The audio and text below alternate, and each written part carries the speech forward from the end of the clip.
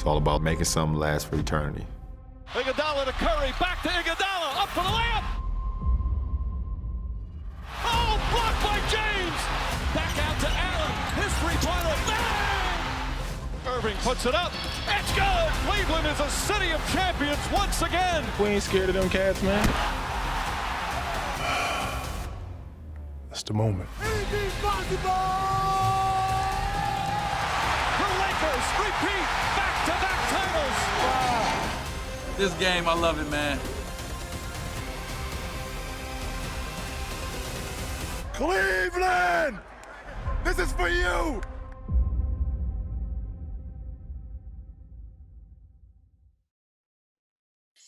It's Big Shot Wednesday, and Hoopstream's back at it with you live on Twitter and the ESPN app. Cassidy Hubbarth in New York City. Got Amin in Arizona, Perkins in Houston, and joining us today, Chauncey Billups in the house. Big bro.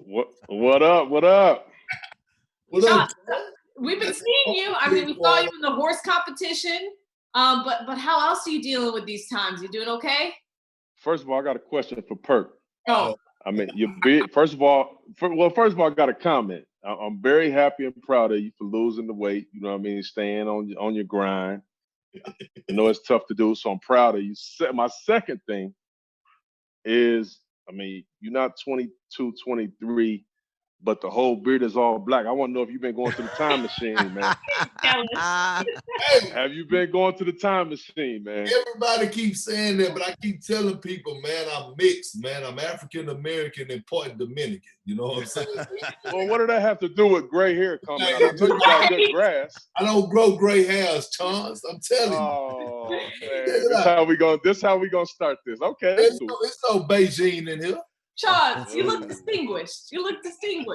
Hey, Cass, I like my salt and pepper. It's more salt than pepper at this point, but I like it.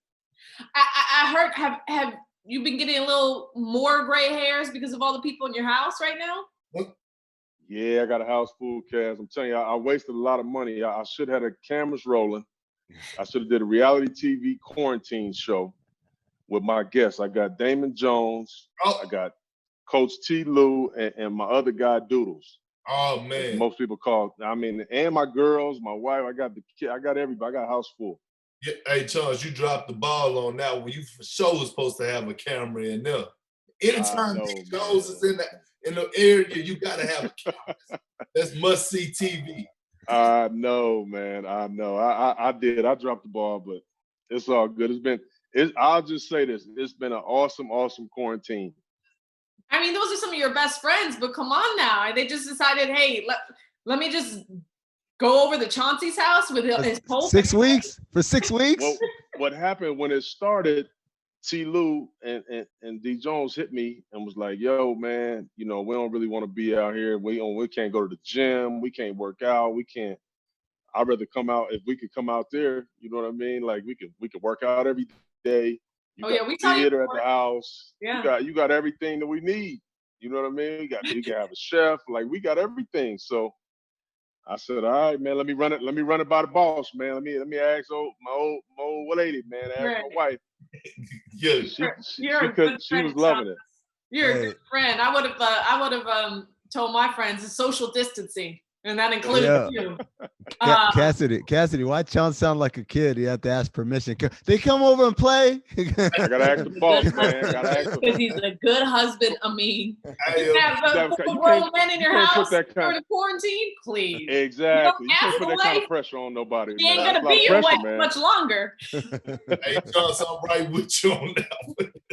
You have to ask permission. Please, Amin. Please. I do want to ask you about something, Chauncey. Earlier this week, we saw you involved with the Detroit Pistons and their PSA providing inspiration, encouraging people to stay safe at home. This was a beautiful video that you guys all put out, including Derrick Rose, Isaiah Thomas. What can you say about the impact the Pistons have had in the community in Detroit, which is obviously being hit hard right now? Well, listen, man, it was easy for me to do. With the exception, I told him I wasn't going to sing. I'm not going to do the singing thing. But it was very easy to do. And I'm somebody, like, I got a ton of family on the east side of Detroit.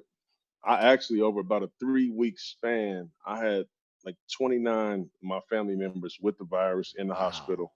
Wow. So it was easy to do. We only lost one, which was an older auntie of mine. But so when they came calling, it was very easy, you know. And those frontline workers over there and those healthcare workers over there have been working overtime. The city has been hit really, really hard, in particular the African American, you know, people in the city. I mean, it just crushed the town, man. So that was easy to do. I mean, the hard work is being done by, you know, the people that we tried to pay homage to in the video.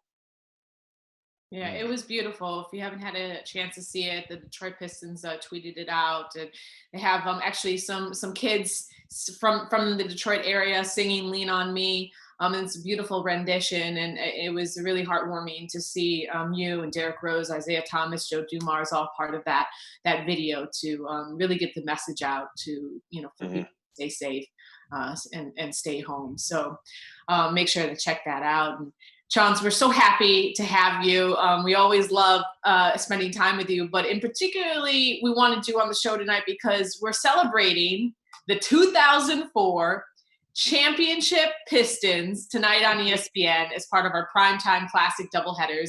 You can watch Game 5 of the 04 final starting at 7 Eastern, followed by Game 5 of the 14 finals, again on ESPN tonight and the ESPN app. But before we get into all that, Chauncey, we have to check in, like we always do, with our weekly segment that we call Quarantimes.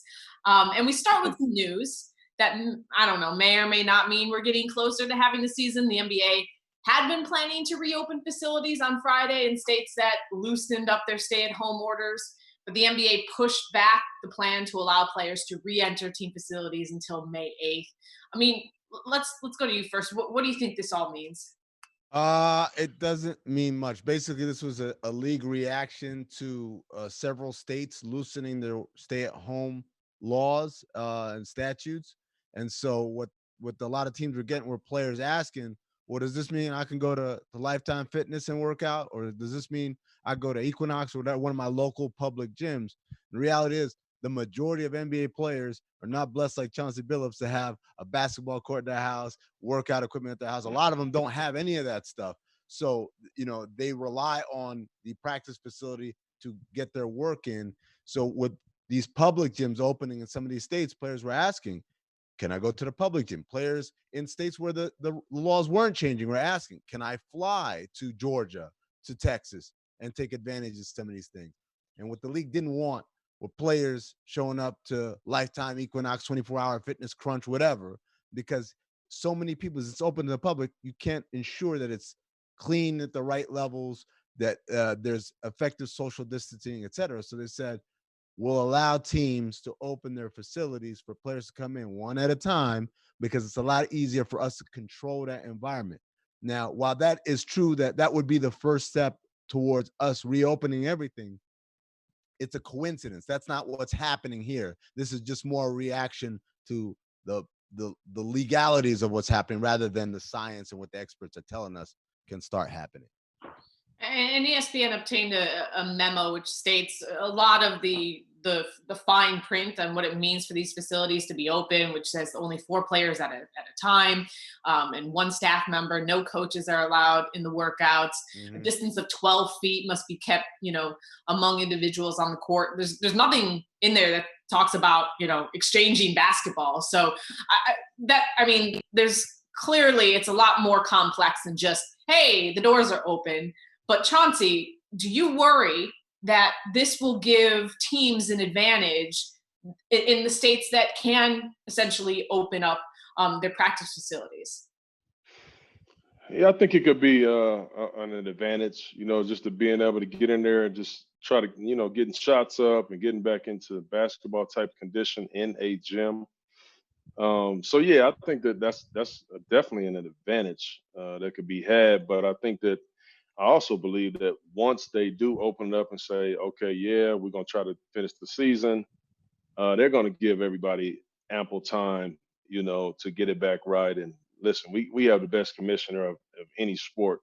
Yes. And I think we all trust Adam Silver in a major way to make the right moves, the right plays. And the rest of the world is looking at the NBA as the model, as the golden standard, and how to handle this. And we got no better guy at the top of our leadership board in Adam Silver to handle it. Perk, what do you think? How far do you think players would go to a state where they're allowed to practice? Do you think that's an issue? Players traveling? First of all, Amin is killing me. I was being optimistic about the season starting. Killed that. I'm like, okay, the facilities open up. This is the first step. But like Chauncey was saying, like, we had the best commissioner in the world, in my opinion, in Adam Silver. And I think, that the NBA and Adam Silver is working behind the scenes.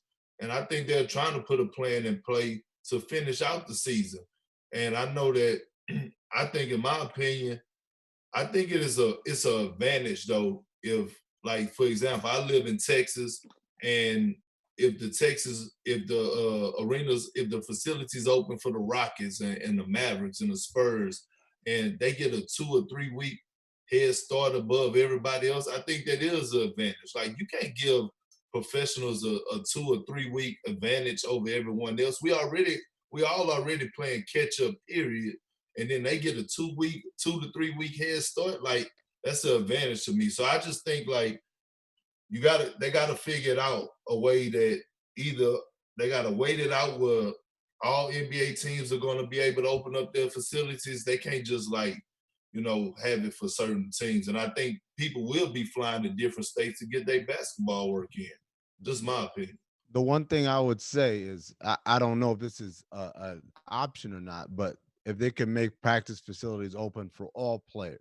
So in the summertime, I know here in Phoenix, when I was working for the Suns, we'd have players who were just happened to be in town for this or that. I remember when Harden came to town, because he come to town a lot. He went to ASU. He brought Durant with him. They came down to our practice facility to work out, and the doors were open for them.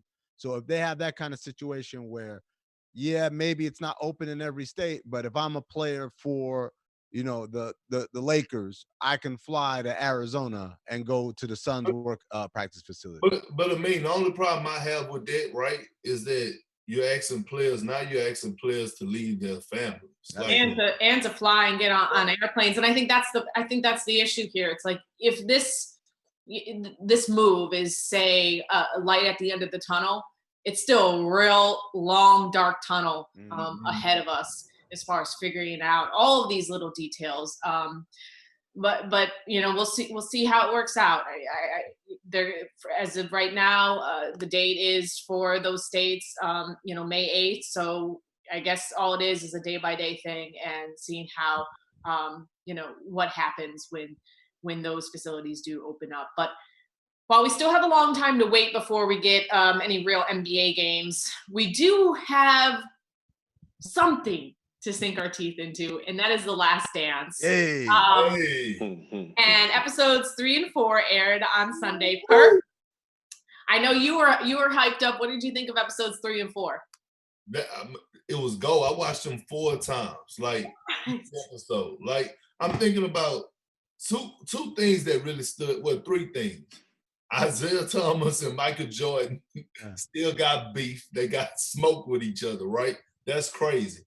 And then I'm looking at Dennis Rodman. I'm like, Dennis Rodman in today's world would have killed. He would have been the man in social media. Like, he would have been that dude. Like, it was crazy. And then I'm watching Dennis Rodman finish a Miller Lite, jump on a motorcycle, leave the ring. Not advisable. Right. But then on top of that, I came to the conclusion, and y'all might disagree, that Phil Jackson is the greatest coach of all time.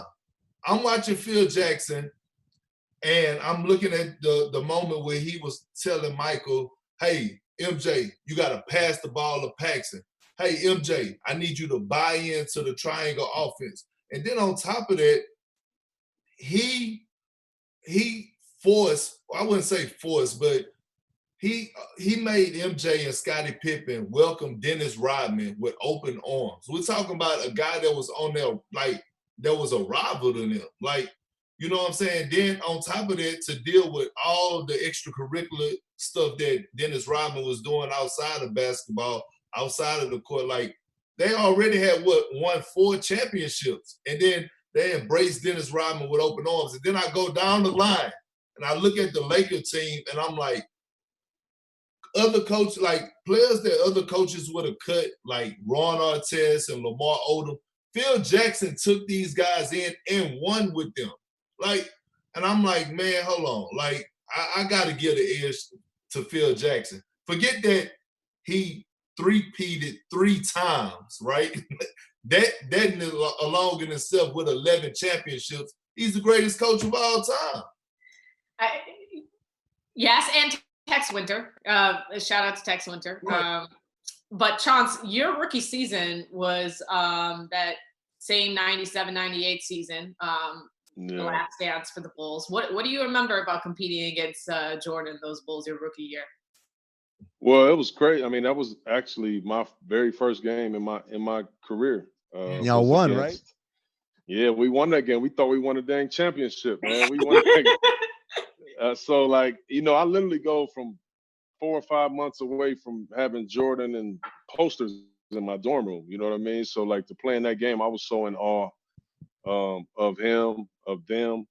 It was the highlight of my life at that time, you know, to be able to play in that game. That was my first moment to realizing that I really made it. I'm really in the NBA playing that game. I was happy as hell that I was guarding Steve Kerr and not Michael Jordan. But it was cool though. It was cool though. I loved it. It was awesome. I also want to ask you about your former GM in Detroit, Joe Dumars. I've heard from so many Detroit fans being like, they didn't tell the real story. They didn't talk about Joe Dumars locking down Jordan and, you know, winning 2 titles. So we're talking about it now. What do you know about Joe Dumars' game? Did he talk about it with you guys when he was a general manager there? Yeah, of course. You know, I'm a guy that, like, I ask a lot of questions to the legends, to the older guys than me about the league, about players, who was better here, this, that, whatever. So of course I spent a lot of time with Joe and asking him about his competitions and his times playing against Mike. And he just simply was like, Chauncey, it was, you know, I lost a lot of sleep, you know, nights before the game guarding this dude, even though I knew I had a ton of help. I had so many guys that were going to help me if he got by me, but this dude was so good, it was unbelievable, you know, and every time I felt like I had an advantage or I figured him out, he figured something else out. So it was a nightmare. It really was a nightmare guarding this dude, but he brought the best out of me and our team, and we tried to just beat the crap out of him every time, and he just kept coming. And, you know, he's the greatest to ever do it. That's what Joe says. Well, let's move on to your Pistons team. You signed as a free agent in 2002. Tell us what went into that decision. Well, there was so much. I mean, Cass, at that point, I had been on 5 teams in my first 5 years as the 3rd pick in the draft. So I was finally, at that time, I felt like I was finally ready. You know, I was a guy that I knew that I was going to be a high pick, but I also knew that my game wasn't quite ready. But you have to do it. You know, you have to make the jump when you're as hot as possible. And I did. And, you know, it took some time for me to really kind of figure it out. Not until my Minnesota years, you know, playing under and behind Terrell Brandon and having Sam Mitchell. You know, these guys taught me pretty much everything about being a pro, about learning the game, about being a point guard, and being there with one of my best dudes in KG. It was awesome. So when Detroit came calling, I was finally ready, you know, and their team was on the up and up. They had just Ben Wallace was the year before was the defensive player of the year, and Corliss Williamson was the 6th man of the year, and Rick Carlisle was the coach of the year. Like, it was just so many good things, and they felt like they needed a point guard, and Joe, understanding and knowing what he wanted and what Detroit needed from his years as a player, he tagged me, you know, and he came after me, and I just loved everything about it. They played my style of ball. The dudes was all humble and cool, and it was just perfect. So I was finally ready, Cass, and it just felt like a glove. Chauncey, what was the darkest moment before Minnesota and Detroit. Minnesota, you kind of got your game together. You figured out who you were as a player, and obviously Detroit, immense success there. But before that, what was your darkest moment in your career? My darkest moment before that was probably my third year. I was in Denver. Now I'm from Denver. I'm like the biggest basketball player. Denver's not a basketball town, so I preface it by saying that.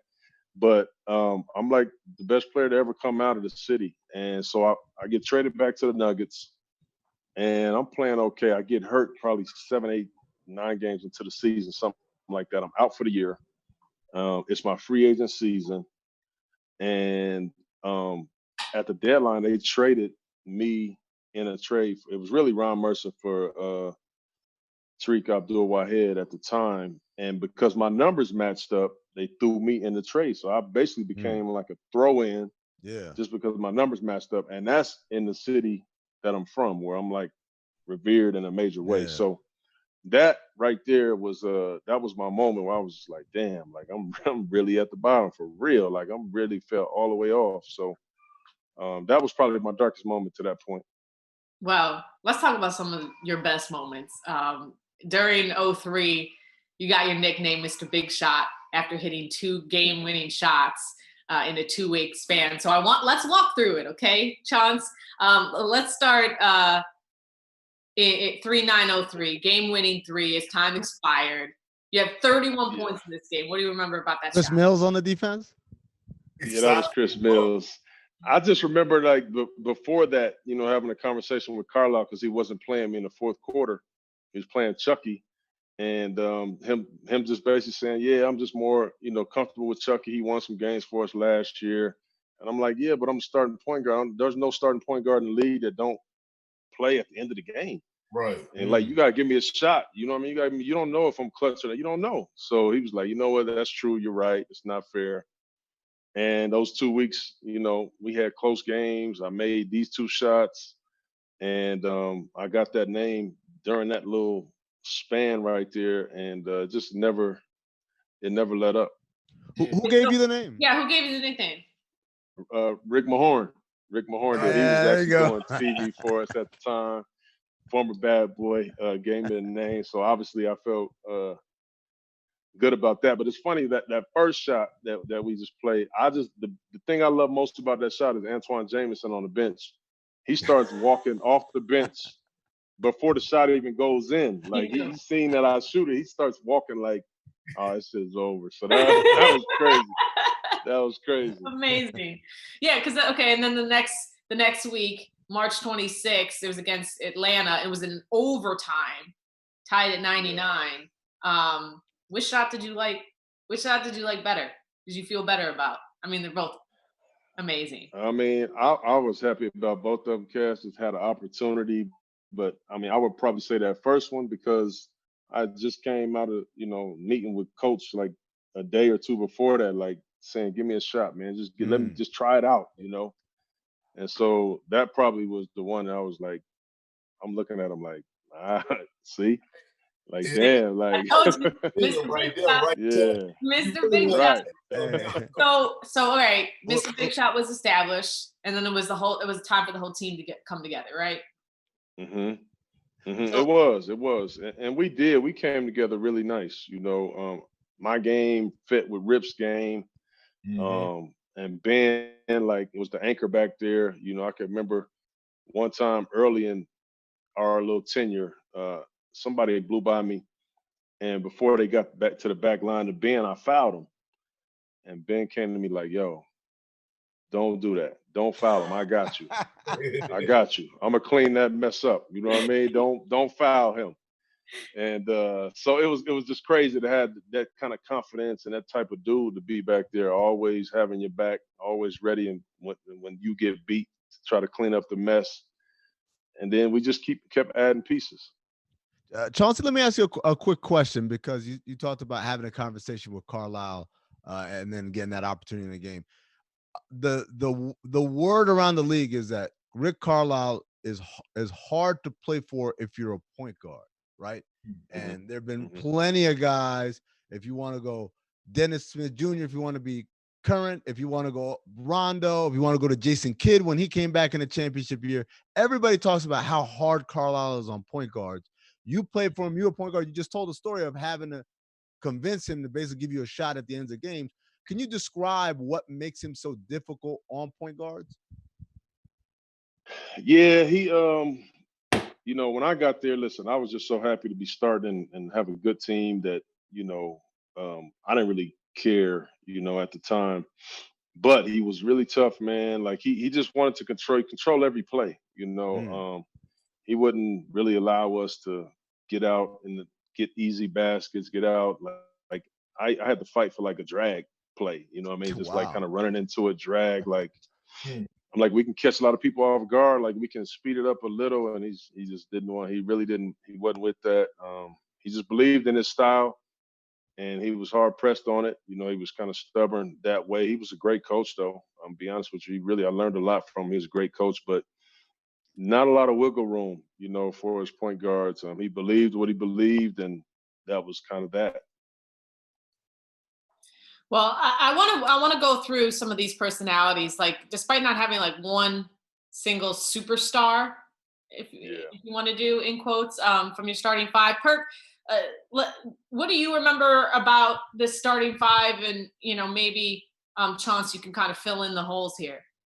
They were like a well-oiled machine. Like when you talk about a true definition of a team, because it was like, yeah, I think y'all set the bar for us, like losing yourself in the team. You know, coaches use that line a lot, Chauncey, and like, I just remember even when I got to the league and we were playing against you guys, it was like y'all were never jealous of each one. Like you could have 21 night, it could be Tayshaun Prince night, it could be Rip Hamilton night, Carlos Williamson, Sheed. It didn't matter. Like y'all was so unselfish. Like y'all would just keep whoever was on fire, y'all would just keep feeding them. And I thought all y'all personalities like complemented each other well. I thought, in my opinion, you and Rip was the best thing that happened for Rasheed. And we know Sheed, like I love Sheed to death, but I thought like your leadership, the way you carried yourself, I thought you was the best thing that happened for Rasheed Wallace. But you know, one thing that y'all don't get credit for that people don't talk about, y'all had so many guys that could play with their back to the basket, like post-up players. I'm talking about you, Tayshaun Prince, Rasheed Wallace, Carlos Williamson, Mimic Akur. You know, like y'all had Rabracha. Y'all had even Rip would go down there on the block. I remember when Rip and Ray used to battle at it. Like Rip would want to on the block. It wasn't always floppy. You know what I'm saying? But then y'all had a mob. Carlos Delfino, Mike James coming in off the bench, and I just like it was hard scouting y'all because we didn't know. Like the ball was moving so much, and we didn't know who y'all was gonna go to, who was gonna be that guy that night. Like when you had to lock in on the Detroit Pistons, you had to play all 5 positions. Like you had to lock in for 24 seconds. They're gonna run their sets. They're gonna move the ball. And I was just like, man, y'all was on point. Like fun to watch. Yeah, I appreciate that. We our games that we all really personality wise and game wise, we all complimented each other. And again, like you said, Perk, like at least when Larry got there, who was even tougher on point guards than Rick was. But that's a whole show worth of stories. But when Larry got there, like he, you know, the selflessness that we had already, he took it to another level. I tell people this all the time, like the entire 04 season, Larry Brown didn't run one play for me, not one, zero, literally zero. But he allowed, you know, me to fill the game out, kind of call the plays when I felt like I had an advantage, do my thing, but never not one time. And that was okay. You know, Rip was our guy. We went to Rip a lot. Every time he had opportunity, we went to Rip, we went to Sheed, and then we all just kind of filled in the gaps. But like you said, Perk, like nobody cared about. All we cared about was winning, and having fun while we did it. And that's what you guys did. So let's get to it. The main attraction, you guys beating the Lakers, stacked team featuring Kobe, Shaq, Gary Payton, Karl Malone, For those of you who don't remember, yes, they were on the Lakers as well. Defense was so huge here. In those playoffs in total, you guys allowed, 80.7 points per game by any team since the merger. And the Lakers didn't score 100 points in any game that series. So instead of just telling me a defensive plan, let's just focus on, obviously, the two superstars on the Lakers. How did you guys limit Shaq? I was going to say stop, but how did you limit Shaq? Yeah, there was no way we could stop Shaq. We just felt like, we're going to try to play him head up. That was a lot of pressure on Ben. That was a lot of pressure on Sheed. We had Elton Campbell. We had Memo. We had so many guys, different bodies to throw at him. We wanted to try to limit him. We didn't want to double team him and then let guys like D. Fish and Devin George and Rick Fox and those guys make threes, because whether you double Shaq or play him head up, you can't stop him. He's gonna get his. He's gonna do his thing. So we put a lot of pressure on Ben and Sheed down there and the other guys, and then we knew that we wanted to double Kobe though. He could just do so much with the basketball. He can get going. So that was our plan. We're gonna double Kobe. We're gonna play Shaq head up, but on the other end, we're gonna make Shaq get out of the paint. We're gonna bring him out in pick and rolls. We're gonna run. I'm gonna run call plays to rip off of his side and pin downs. So we didn't feel like they could stop us offensively. Our best two weapons were pick and roll or rip coming off. He couldn't stop either action, and we felt like we could limit them defensively. And so we always felt like we had the advantage from the start of the series. So outside of doubling Kobe, what else was the game plan against him? Against Kobe? Yeah. Just try to not let him catch it in the spots. Try to front him sometimes when he gets to that mid post area, knowing that if he catches the ball, we're in trouble. He's just too good. Even with Tayshaun guarding him, we wanted to show him a lot of different bodies. When he went to the basket, converge on him. Don't give him no dunks in the half court. If he get there, put him on the ground. And take our medicine that way, but make him just work for every single thing that he got. And then on the other end, whether he was guarding Rip or guarding me, make him work. Just try to keep him engaged, keep him involved in all of the actions all game. Chauncey, on paper, obviously, they had the bigger names, the more star-studded team. You guys were way more of a cohesive unit in terms of, like Perks said, getting lost in the team. You guys were really lost in the team in a way that they weren't. Yeah. I'm going to ask you a question. I don't want you to take offense to this, but just take yourself out of being a Detroit Piston and just you're now a basketball analyst. Should the Lakers have won? If you look at the names on the back of the jerseys, yeah, they should have swept us. They really should have. But as you've seen, and Perk, as you know, when you get that deep in the season, most of the time, the most connected team will come out on top. And I just felt like, styles make fights, and our style against theirs, was superior even in the regular season when we played them.